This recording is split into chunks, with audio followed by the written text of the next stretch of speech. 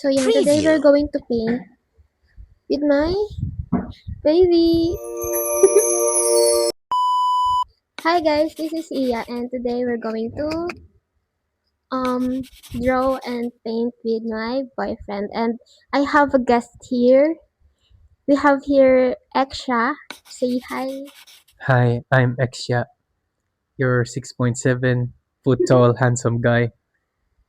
It's Thank you for inviting me, and you guys will absolutely see my masterpiece. Ang haba ng intro. So yan, hindi siya makikita sa camera kasi he's a very mysterious guy. Yeah, so let's start. Okay, so ang i-draw natin is something that will remind me of you. Mali. Tama. Tama. Something that will remind me of you. Tapos, vice versa. And then, hindi mo muna makikita yung drawing ko. Hindi ko muna makikita yung drawing mo. And then, we will reveal it at the end of the video. Are you ready? I'm ready. Okay, okay. As always daw. Okay. May gayahan ako.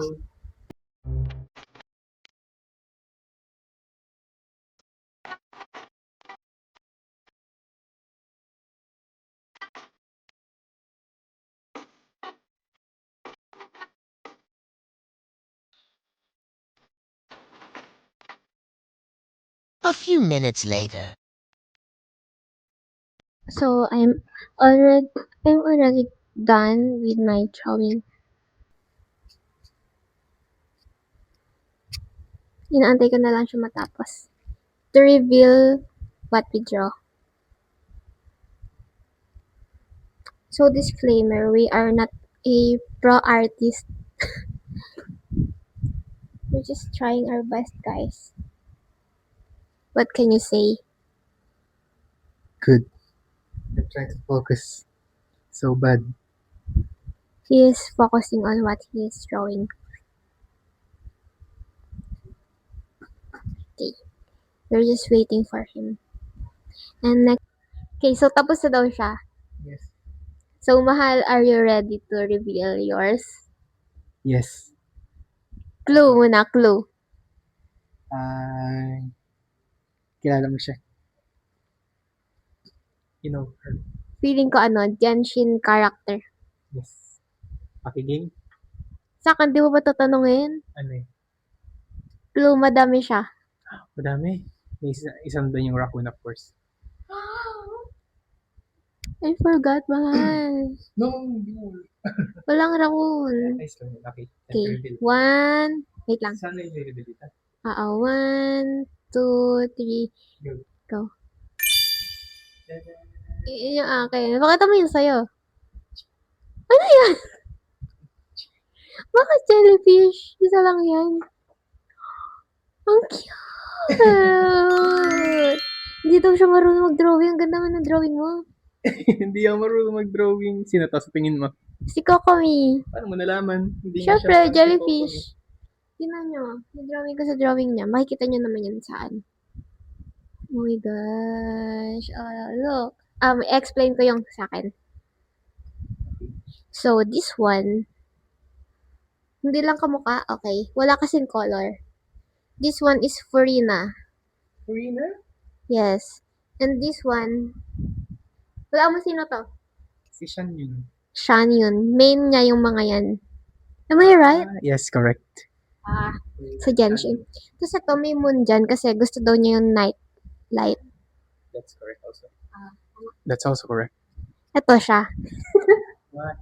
Hindi lang kamukha, pero siya, kasi gusto daw niya ng wolf cut, and then may salamin siya, and then mahilig siya sa jacket. Araw-araw siyang naka-jacket. Pero gusto din niya ng naka-turtleneck. That's not true. That's not true daw. Yung jacket niya. Siyempre, mainit. Pero pag mainit, naiirita siya and ayaw niya ng mainit. Ganun. Pero lagi siya naka-jacket or turtleneck. Yes, correct. O, diba? Tama. Tapos ito, may game console dito kasi mahilig ka sa games. Tapos ito, yung Minecraft kasi lagi tayo naglalaro ng Minecraft dati. Correct also. Tapos ito is tea kasi mahilig siya sa tea. Yes, my comfort drink. Tapos ito, blueberry cheesecake. Hindi lang kita. That's also correct. Parang napipilitan. Tapos ito, China. Ba't may yin and yang din?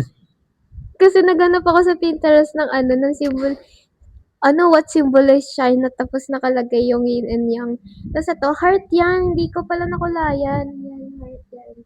Na parang Minecraft. At tapos ito, watermelon kasi mahilig siya doon. Correct again. Ngayon, napipilitan lang yun. Ano masasabi mo sa drawing ko? It's very good. It's a very clever drawing. It deserves a round of applause. Nice. Ikaw, explain mo bakit Kokomi yung drawing mo.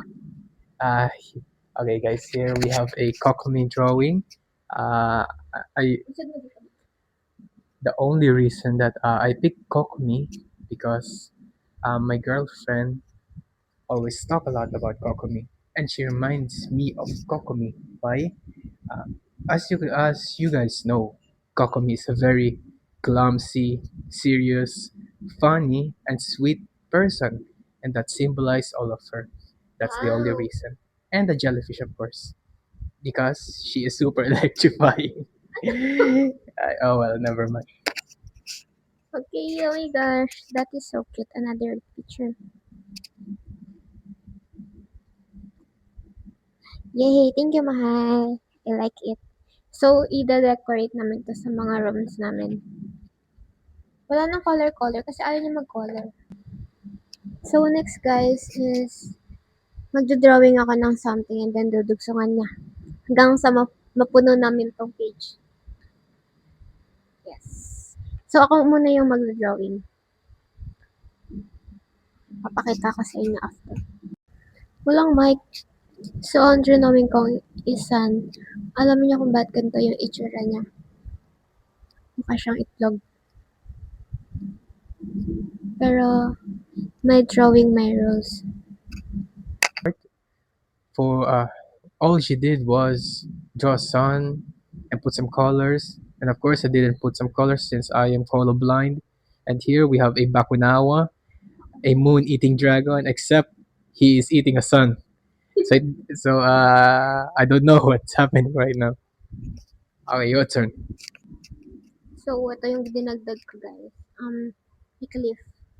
Kung nasan yung bakunawa niya. Nalipad ba yung bakunawa? Yes, nalipad ang Bakunawa. Nalipad pala yun, di. Ba't nagapang na? Kunwari, nasa cliff na lang siya. Ay, ikaw na. Guys, tapos na daw siya. Tignan nyo yung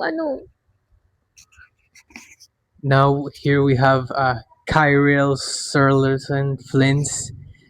He is here para ipagtanggol ang ating sun. Although he is a night person, napilitan siyang bumangon para lang kalabanin ang Bakunawa. Kaya ayan, may eyebag siya. Di ba? Puyat. Ginawawa mo si Plins. Ako na next. Hala, sorry. Guys, nalabat yung mic ko. But, ito yung gawa ko. This is Chanel Oh my goodness. in a, ano man siya? That's Adaptus. Skyward! Skyward! This is Chanel in Adaptus form. So, ano sa Plins? Mike, why? Explain mo gawa mo. At this point, we must stop this monstrosity. I don't even know if this is Inepa anymore because he looks like I can't explain what the heck is this. Nah.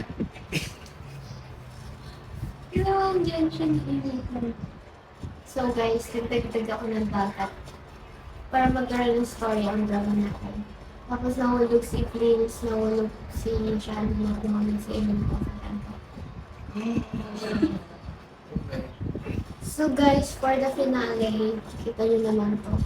Okay, explain naman.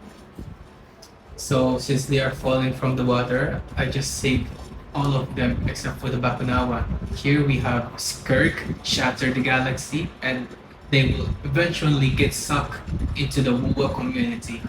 And therefore, this is a grandiose story, and I absolutely doesn't make sense. But the important thing is we enjoy this nonsense. Okay guys, this is our final product. Thank you for drawing with us. Bye!